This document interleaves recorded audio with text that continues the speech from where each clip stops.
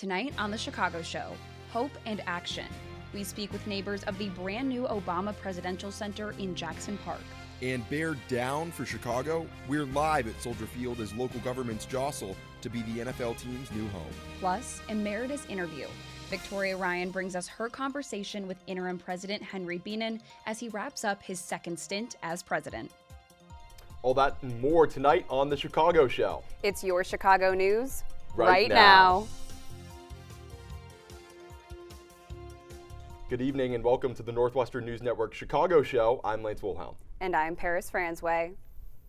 Since 2020, Cook County's Just Housing Amendment has protected the rights of formerly incarcerated people throughout the county. But advocates and government officials say the ordinance has faced an awareness challenge. And with us in studio is NNN's Daniel Kent. Daniel, where do things stand as we talk now? Thanks, Paris. Skokie resident Larry Young Jr. was released from prison in 2022 after a 6-year sentence when he started his search for housing. Multiple landlords refused to rent to him because of his criminal record. At the time, Young says he was unaware of the Just Housing Amendment. The Cook County Board of Commissioners passed the JHA in 2019. Under the ordinance, landlords must perform an assessment of an individual's convictions before denying a rental application. The landlord must pre-approve a potential tenant before running a background check, and criminal history older than 3 years cannot be considered. But the JHA has not been used as much as experts and advocates expected. According to the commission overseeing the JHA, filings under the ordinance haven't just lagged, but decreased over the years, reaching a peak of 19 filings in 2022 and dropping to 6 in 2025. Just 67 complaints alleging violations of the ordinance have been filed since it went into effect in 2020. That number, according to officials at the Cook County Department of Human Rights and Ethics, shows just how many renters and landlords are not aware of their rights protected under the ordinance. Cook County Department of Human Rights and Ethics Executive Director Jennifer King says, quote, "We know that individuals are still facing housing discrimination based on their criminal background." Maurice Hughes, an outreach coordinator at Uptown People's Law Center, has seen this firsthand. He says many formerly incarcerated people he meets aren't aware of their ability to file a claim in many cases. Advocates at organizations and fair housing groups say they're working to build awareness for the JHA. Through virtual and in-person training sessions, they educate renters and landlords about their rights. The advocates I spoke to hope these resources will bridge the awareness gap and increase compliance with the JHA. Back to you at the desk. Thanks, Daniel. For more information about the JHA, you can visit www.cookcountyil.gov. After months of legal battles and prosecutors' misconduct, the remaining charges against the Broadview Six have been dropped. NNN's Raksha Jaykumar spoke to one of the indicted six about their case. 6 protesters outside the U.S. Immigration and Customs Enforcement facility in Broadview made headlines in September. The Broadview Six were accused of felony conspiracy after attempting to slow down an ICE agent's vehicle. The 6 charged include former congressional candidate Kat Abou-Ghazaleh, Andre Martin, a member of her campaign staff, Oak Park trustee Brian Straw, former Cook County Board candidate Kat Sharp, musician Jocelyn Walsh, and 45th Ward committee person Michael Rabbitt. We were seeing here in Chicago from the Trump administration, kidnapping and disappearing our neighbors was horrific. But again, part of the effort needed to be showing up at Broadview. Rabbitt says the September 26 protest was, quote, optimistic and hopeful before an ICE agent drove a vehicle through the crowd.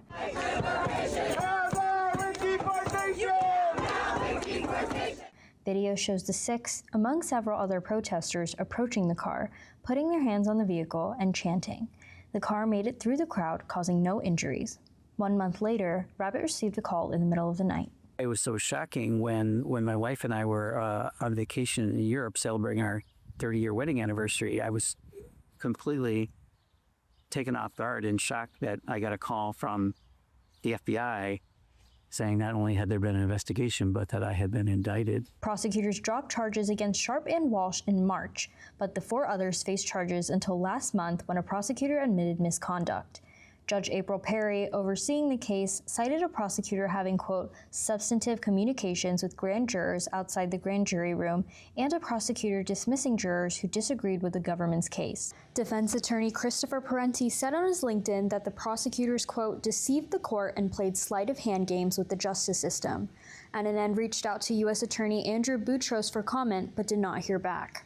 When I saw U.S. Attorney Andrew Boutros in the courtroom, that was when I first realized there was a chance maybe he was there to announce the charges, remaining charges would be dropped. The 8-month legal battle racked up over $1 million in combined legal fees for the final four. Rabbit, Kat Abou-Ghazaleh, and Andre Martin started GoFundMes and have raised over $300,000 combined toward their legal defense funds.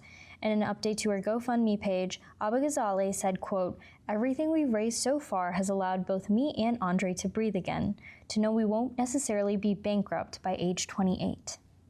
Raksha J. Kumar, Northwestern News Network. Transcripts detailing this conduct are expected to be publicly released soon. The Obama Presidential Center in Jackson Park is less than a month away from its public opening.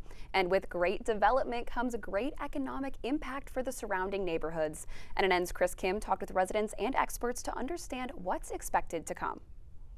As construction finishes, the soft opening of the Obama Presidential Center is underway. Invited guests are already experiencing the many exhibits and services it will provide to the community. There's a Chicago Public Library branch on this campus, as well as a community basketball court, which is behind the library. The design team prioritized accessibility for so many different types of people so that anybody who comes into this space knows that they belong here. However, for Woodlawn residents living just a few blocks away from the Presidential Center, there's more of a mixed opinion as to what type of impact this development will have. It has the potential to do a lot of good, but I don't think it can do that without some oversight, both from the community and from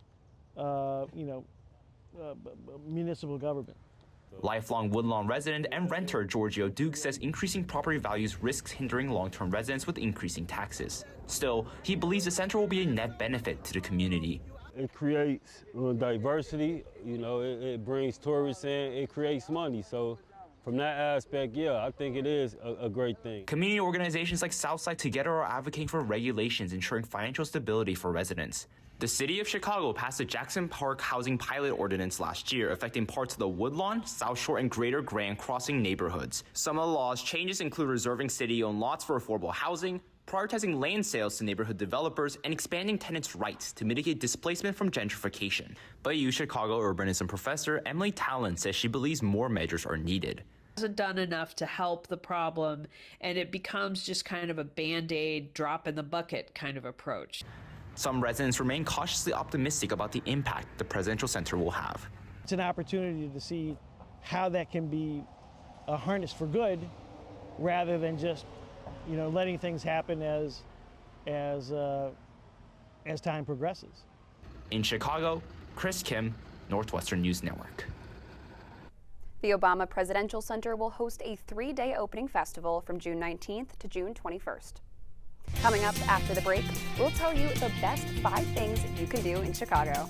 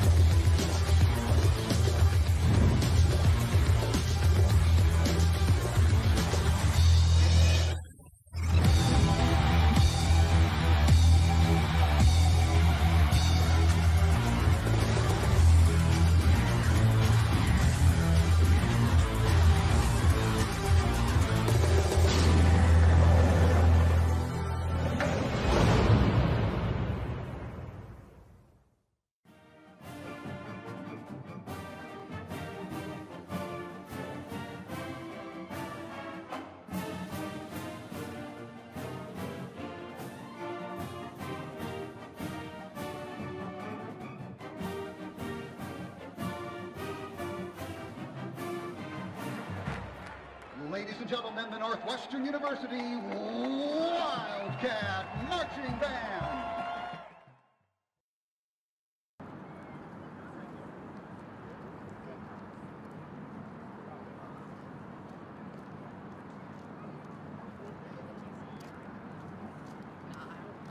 I would have just been like, I'm not team.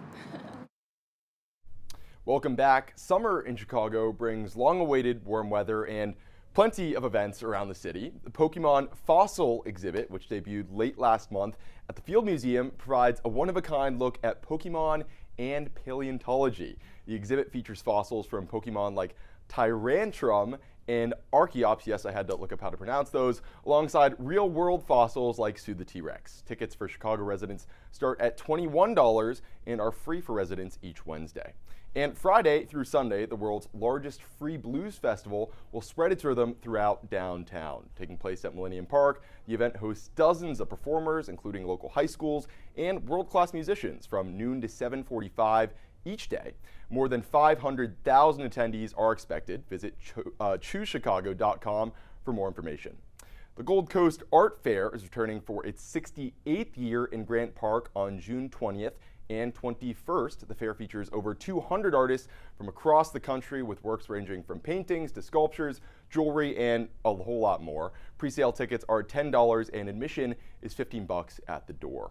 Also on June 20th, Bronzeville is hosting its 6th annual Juneteenth celebration. This year's theme focuses on celebrating resilience, culture, and power of living life fully. From 10 a.m. to 3 p.m., guests can hear from community members, shop from local vendors, and enjoy live entertainment.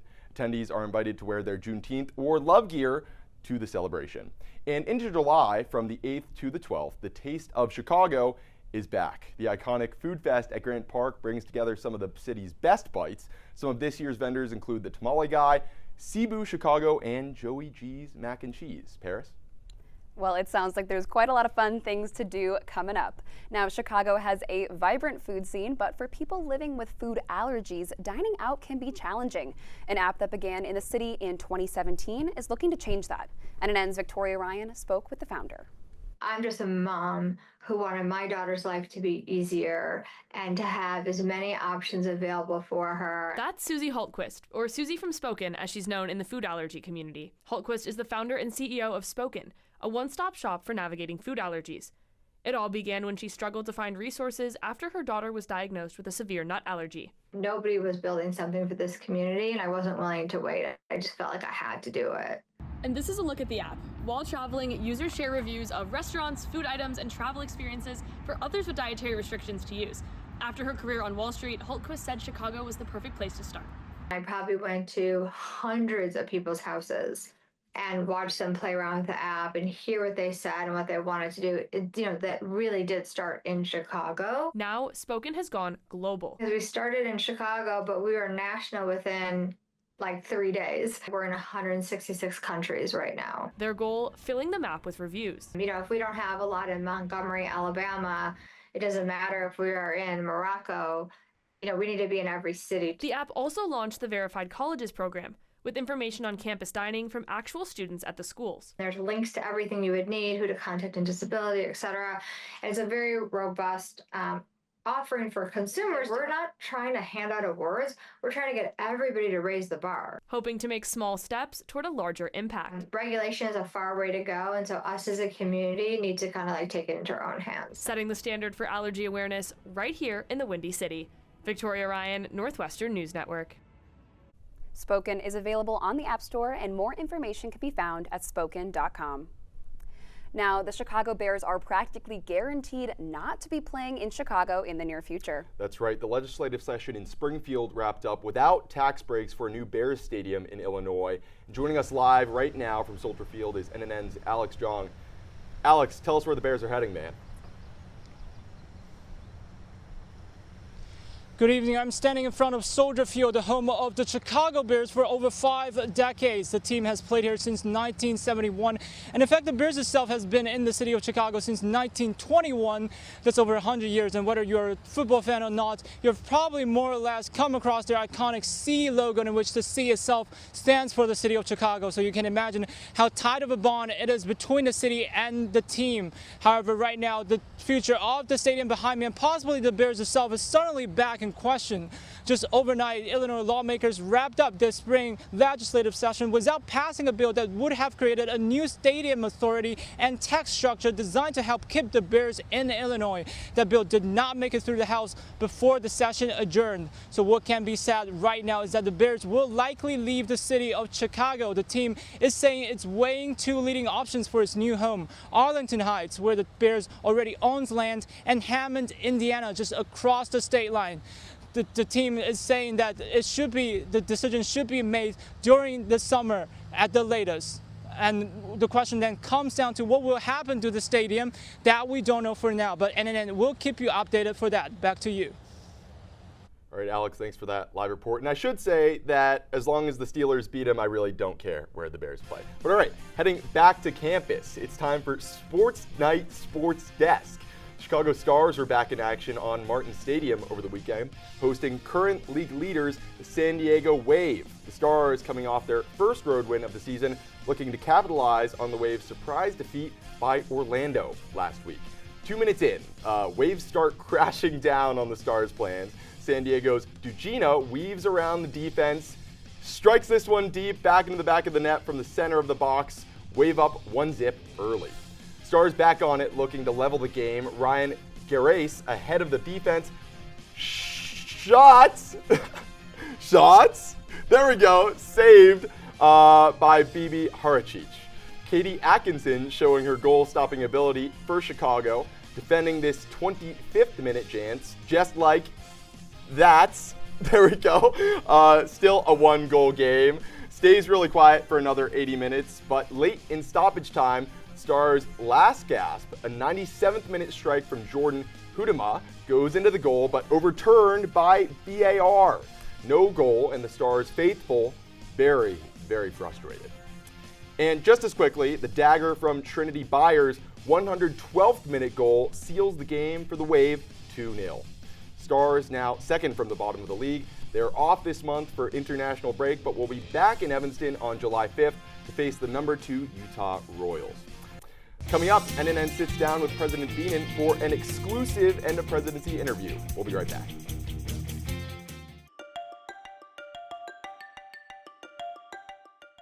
I'm Kelly McEvers, founding host of the NPR podcast Embedded. I'm James Edwards, host of the Unresolved podcast from Frontline. I'm Antonia Cereijido, former senior producer of Anything for Selena podcast and current executive producer at Elias Studios.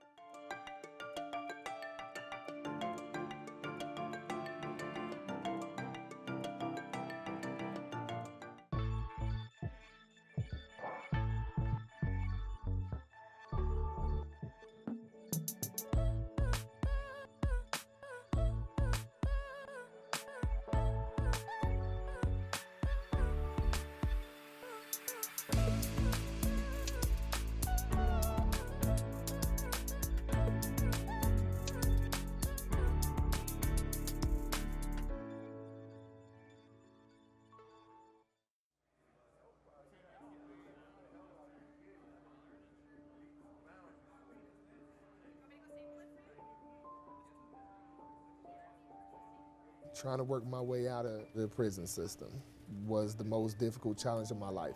It only became tangible once I became a Northwestern student.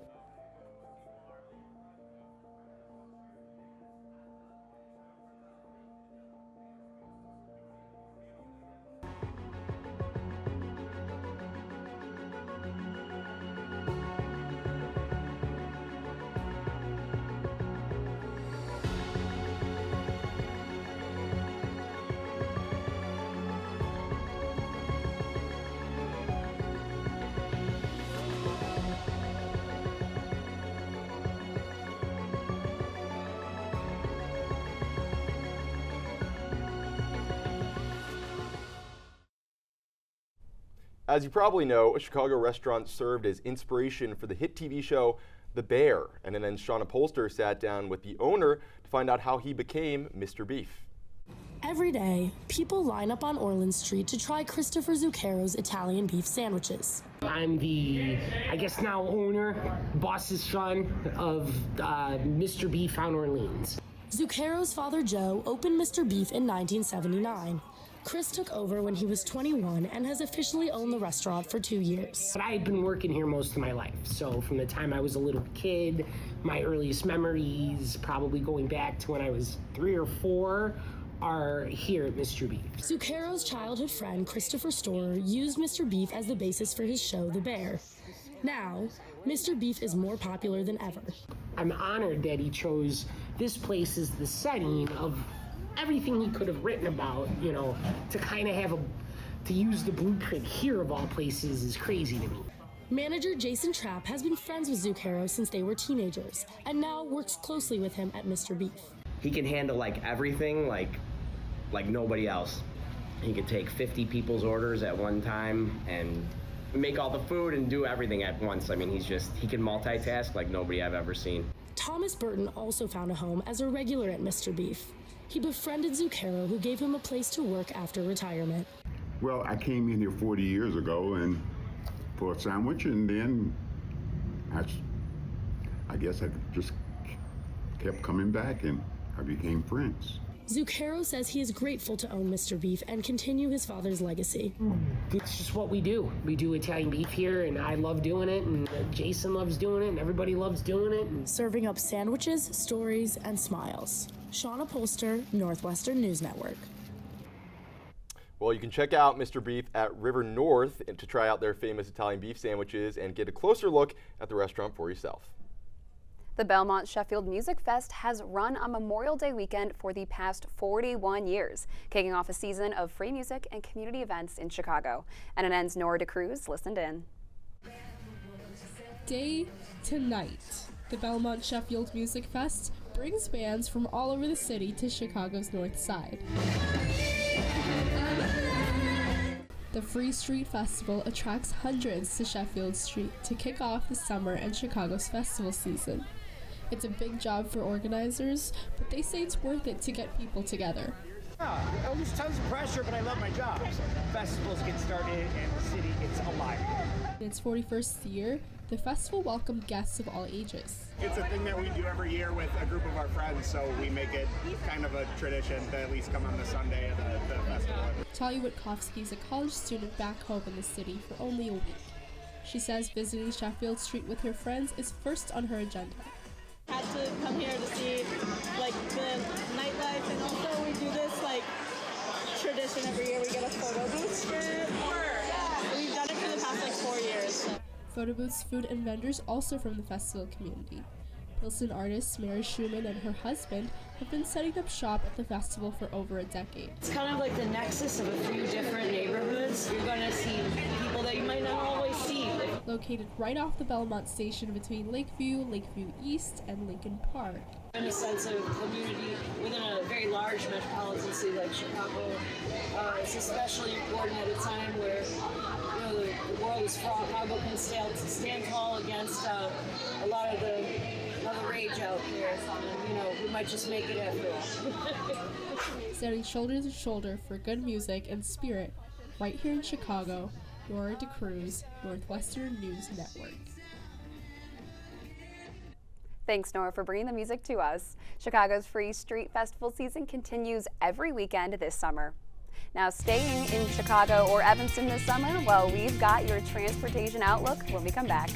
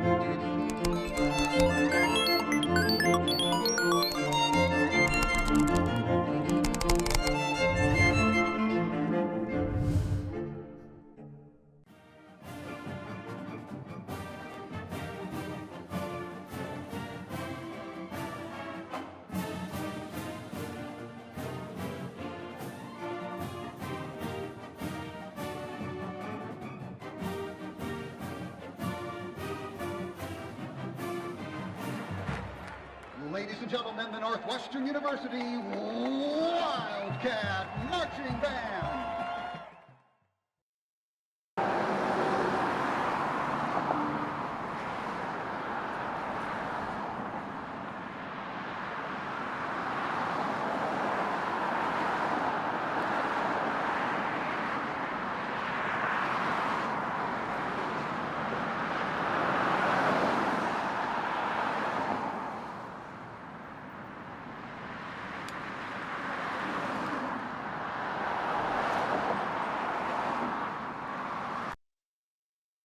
Welcome back. Construction is officially underway on Chicago's Red Line Extension project, which will extend the Red Line more than 5 miles south past its 95th and Dan Ryan station.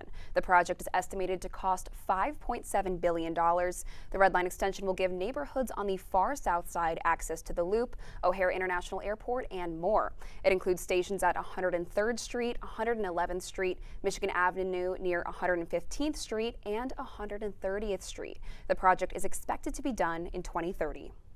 And for Wildcats staying in Evanston this summer, there are plenty of ways to explore Chicago. The NU Intercampus Shuttle runs from Ryan Field to the Feinberg Ward Building with stops along the way. It will be operating all summer between 6:30 a.m. and 10 p.m., but heads up, the Intercampus Shuttle won't be operating on Juneteenth or Independence Day.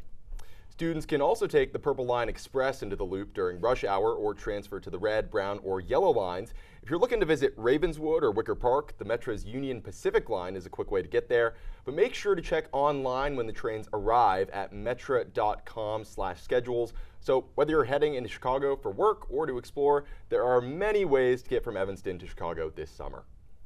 Chicago is home to over 24 farmers markets. NNN's Rashin Zhang digs into the Green City Market.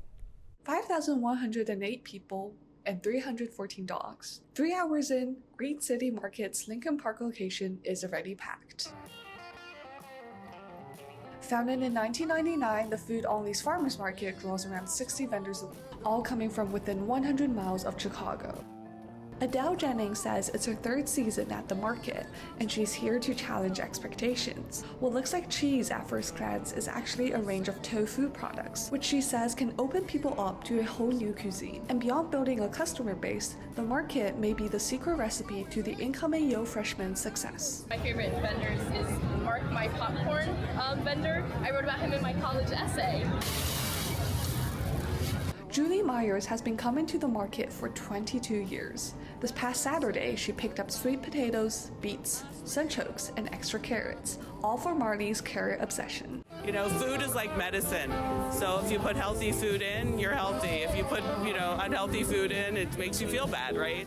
To help more people access fresh food, Food Access Manager Ella Wisniewski says Green City runs Chicago's largest link match program, allows recipients of the Supplemental Nutrition Assistance Program to spend $75 at the market with $25 off their SNAP card. But recent federal cuts is putting LinkUp under threat.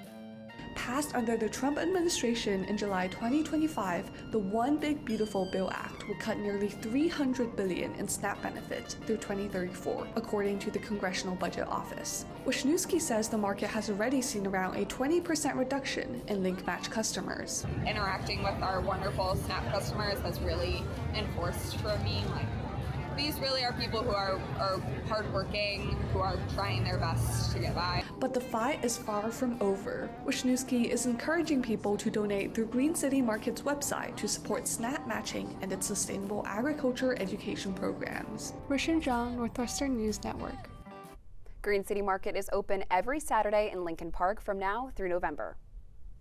June marks the annual celebration for Pride Month, celebrating the LGBTQ community. Here in Chicago, events are taking place throughout the month. Next Tuesday, June 9th, the Chicago Public Library branch in Roseland is hosting Pride Month trivia from 5 to 6 p.m. The event will test attendees on their knowledge of LGBTQ history, literature, and pop culture. And on June 15th, the Chicago Cubs are hosting their Pride Night during a game against the Colorado Rockies. The celebration at the friendly confines will include live music outside the stadium and special edition Pride jerseys inside. Tickets start at $82. On June 20th and 21st, Chicago Pride Fest will take place from 11 a.m. to 10 p.m. in North Halsted. The two-day street festival features live performances, over 150 food and merchandise vendors, and a youth pride space. And lastly, the city's Pride Parade will close out Pride Month on June 28th, kicking off at 11 a.m. The parade goes from Lakeview to Lincoln Park with floats, bands, performers, and more, and all the Chicago Pride. We'll be right back.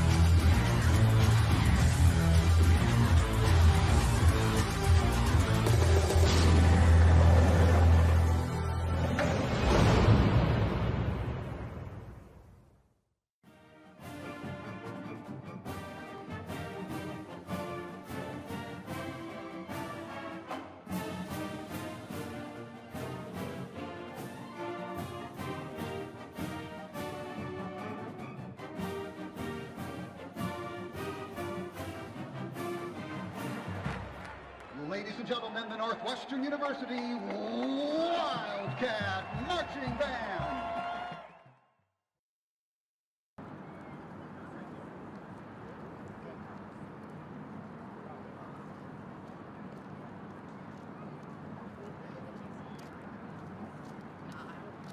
I would have just been like, I'm not taking It's 7:38 and you're watching The Chicago Show on the Northwestern News Network. Coming up this half hour, an open garage, a Chicago nonprofit looking to fill vacant mechanics roles with newcomers to the industry. And remembering the past, we explore a new exhibit at the Illinois Holocaust Museum in Skokie. But first, as we enter this final month of Henry Bienen's term as president, NNN's Victoria Ryan sat down with him for an exclusive interview. Take a look. I don't retire. I retire from being president, but not from life or work. The year is about to wrap up, and today is June 1st, so 1 month left of your term as interim president. Kind of what's your reflection on the past year? So the beginning of my time, which was in September, was pretty much taken up with dealing with the Trump administration and trying to get a deal done. That took longer than I anticipated. I would say fun year, more fun than I had expected. I was knew I was short timer, so I had a limited number of things I wanted to get done. I would say I've accomplished some of them, not all of them. So pretty good in retrospect. You could give us some insight into the presidential selection process from your point of view. And I would say it had nothing much to do with it. This time, I did talk to the committee of search and didn't talk about people, but talked about things I thought were important characteristics for a new president, but had really nothing to do with the selection. Immigration enforcement in Chicago and around campus has been a really big issue this year, and Northwestern has posted some resources for students. So as a university with such a diverse student population, how do you feel your leadership and the university's response have supported students and staff during this time? Well, one, I'm on record as saying I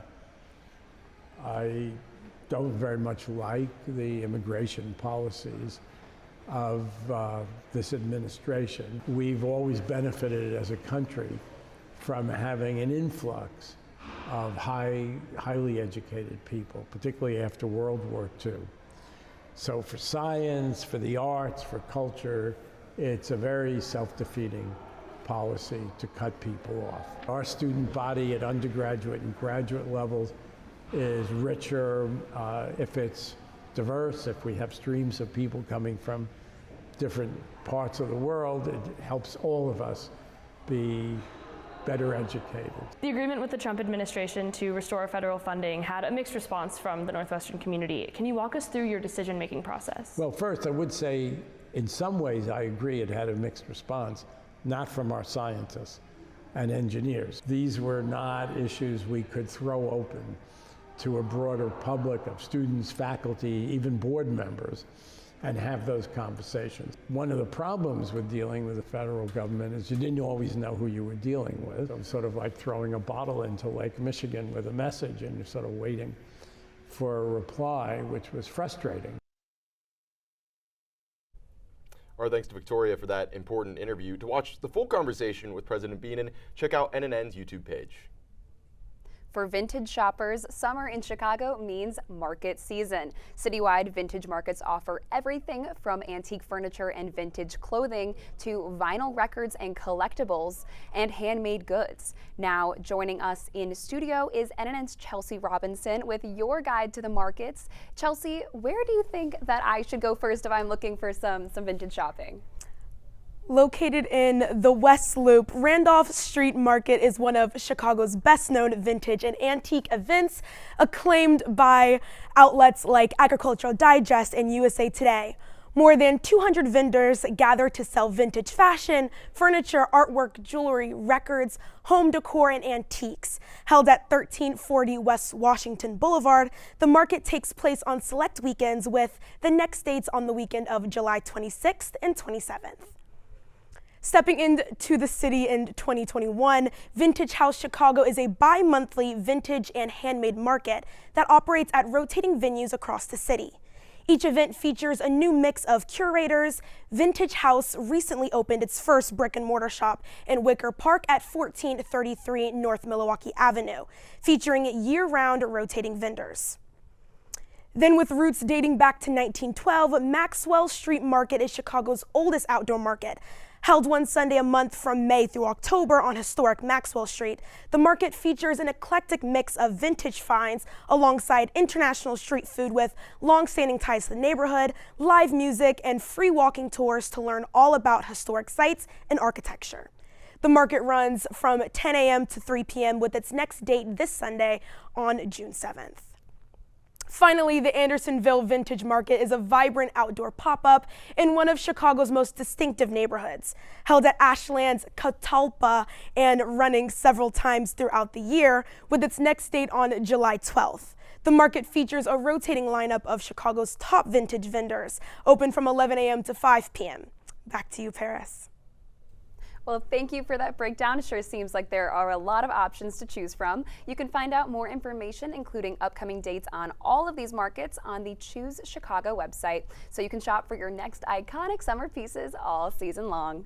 Now, coming up, we take you through the effects of new federal food assistance requirements on Chicago residents.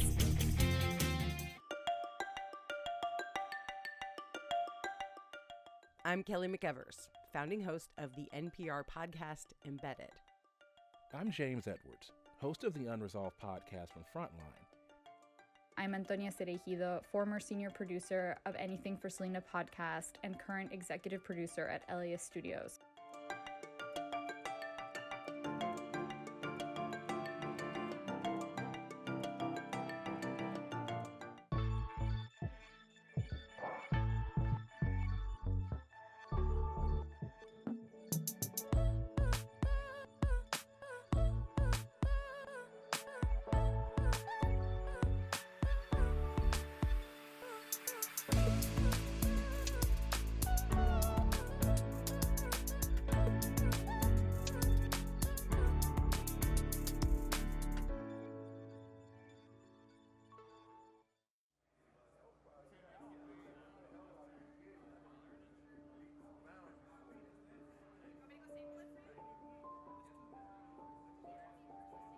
Trying to work my way out of the prison system was the most difficult challenge of my life. It only became tangible once I became a Northwestern student.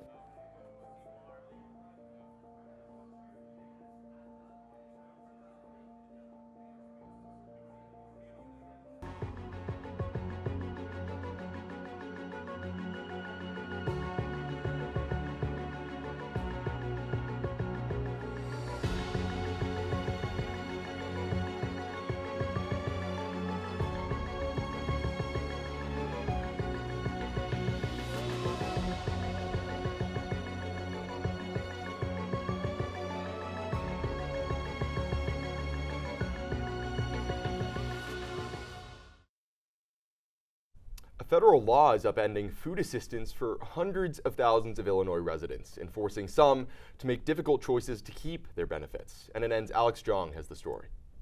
Illinois Department of Human Services says new federal SNAP requirements are putting food assistance at risk for 120,000 Illinois residents. One of them is Chicago resident Ernie Uribe. SNAP benefits helped a 60-year-old man care for his family, including his 91-year-old mother. And now he's volunteering at a food pantry, trying to keep that safety net in place. Ernie Uribe spends his morning unloading trucks and stocking shelves at a food pantry in Chicago's South Side. Not for a paycheck, but to protect his food stamps. The income that I'm taking in right now wouldn't be enough for food also. His 91-year-old mother needs around-the-clock care. For 2 years, the Supplemental Nutrition Assistance Program, or SNAP, helped Uribe afford groceries and focus on caring for his mother. It frees up my time to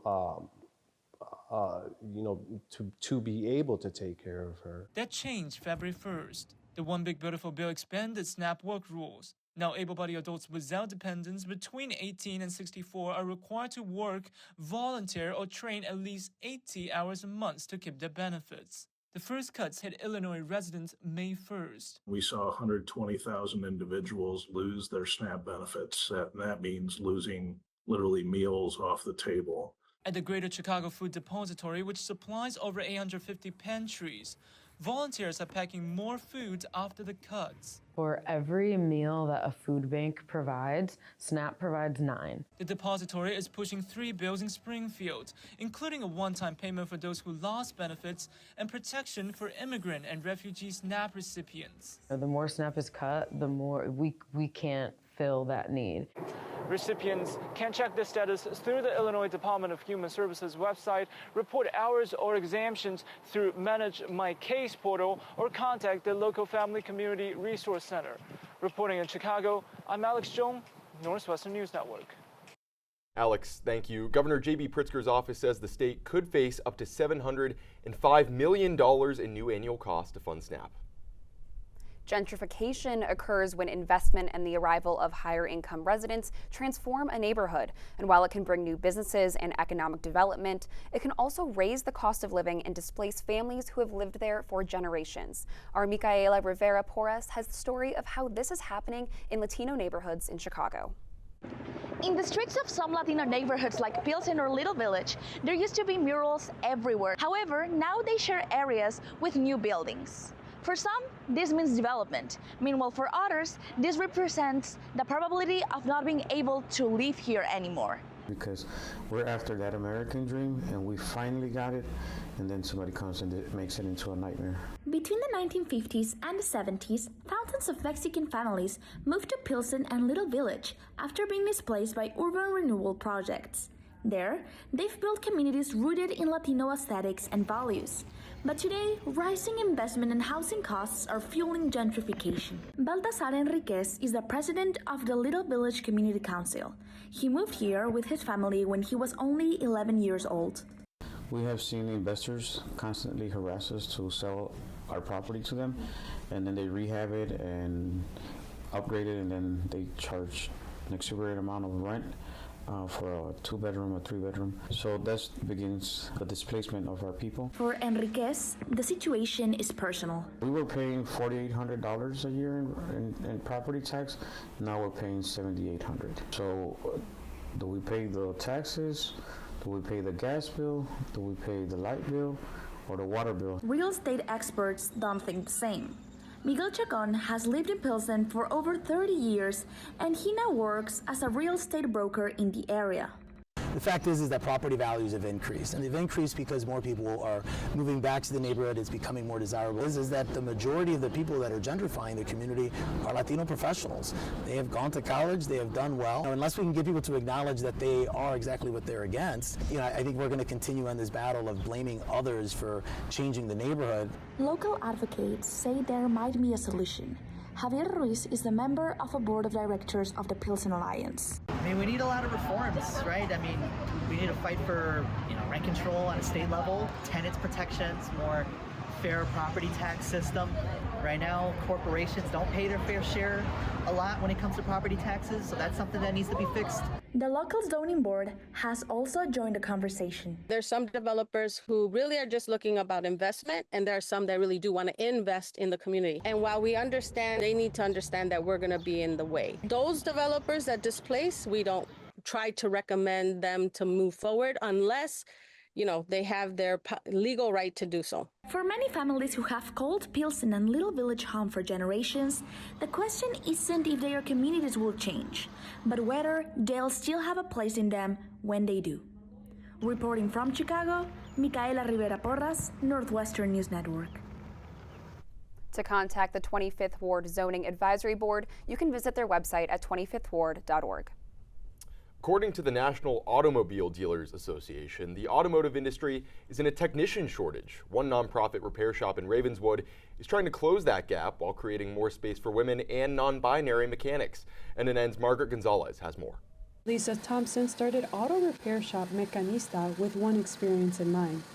Always hated taking my car in because I'm always worried that I was getting scammed or getting lied to or getting sold something I didn't really need. Thompson says that years of uncomfortable experiences at repair shops pushed her to open Mecanista 6 months ago. I wanted to create a safe space for women to be in the automotive industry and for them to join the industry as employees and as customers.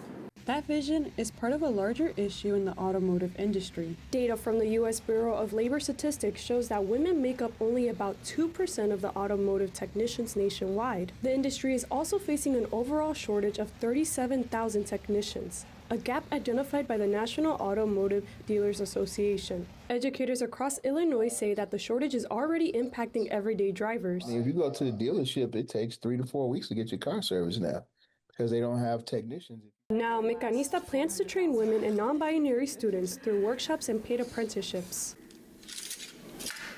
You deserve to be in this space. You deserve to ask questions. You deserve to be curious. Ray Chaffin helps run day-to-day operations at the shop and says that one-on-one connections can help women and non-binary people learn new skills too. We did a bring your own car, and I had people go to their spare tire and actually check the tire pressure of your spare tire. Thompson hopes creating more accessible and welcoming spaces could help bring new workers into the field. There are so many girls who are interested in cars, they're interested in STEM, they're interested in getting their hands dirty, and we would love to educate all of them. Her long-term goal is to expand the apprenticeship program and eventually have the shop staffed by mechanics trained through the program itself. In Ravenswood, Margaret Gonzalez, Northwestern News Network. Thank you, Margaret, for that report. We'll be right back.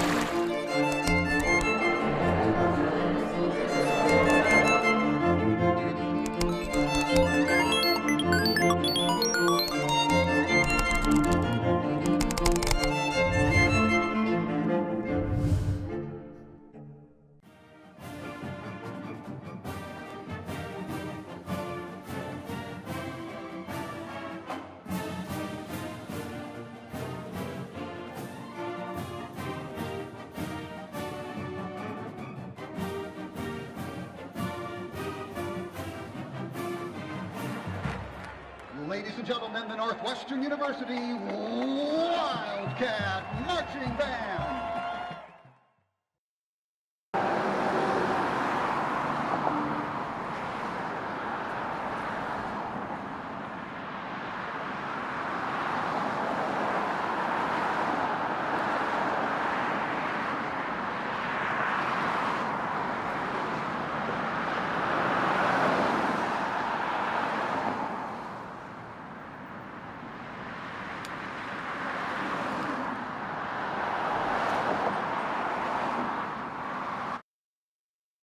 Welcome back.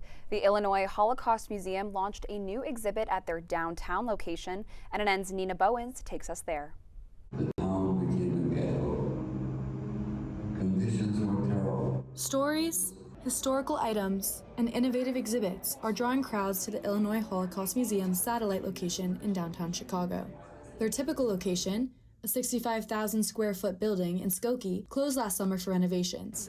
Amanda Berman, communications director for the museum, said the renovations were to prioritize visitor experience. We're at a pretty critical moment right now in history. Unfortunately, just levels of anti-Semitism and hate are going up, so we really didn't want to have to close our doors for a year and a half. The Chicago location offers a 360 exhibit where visitors can put on virtual reality headsets and experience a survivor's story, a Stories of Survival gallery filled with personal items and anecdotes from World War II and other genocides, and a holography theater allowing guests to ask survivors questions. So I think it really allows you to have a very personal experience and build an actual connection to a person.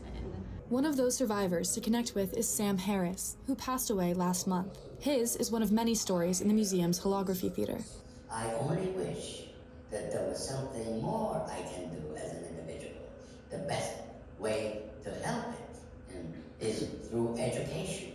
The museum prioritizes sharing stories, including their own. In around 1977, there was a neo-Nazi threat to protest in Skokie, and given that Skokie was one of the largest populations of survivors, that was definitely very targeted and intentional, and it really made the survivors realize that they needed to speak out and share their stories so something like the Holocaust wouldn't happen again. The museum started as a storefront in 1981 and reopened as an education center in 2009. The renovations will feature a reflection space, as well as a new auditorium and lobby.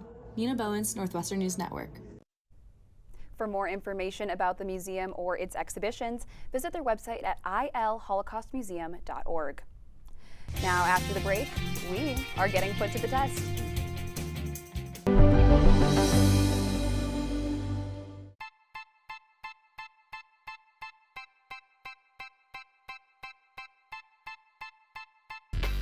My relationship with Jonas is unique. We're from the same country, we're from the same city. Being a Northwestern alum, I think, has tremendous advantages in the sports industry. To me, that community, it's been with me for 20 plus years.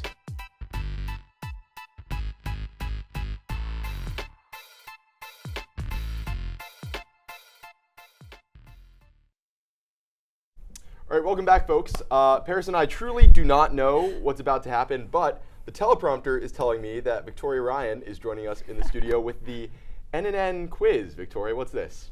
So, for those of you that may remember the morning show last quarter, Lance quizzed me on trivia, and I did very poorly. This is payback. This is payback. I'm getting my revenge right now. Oh, gosh. There's going to be 3 questions about your time in NNN. Oh. So, no prize, work together.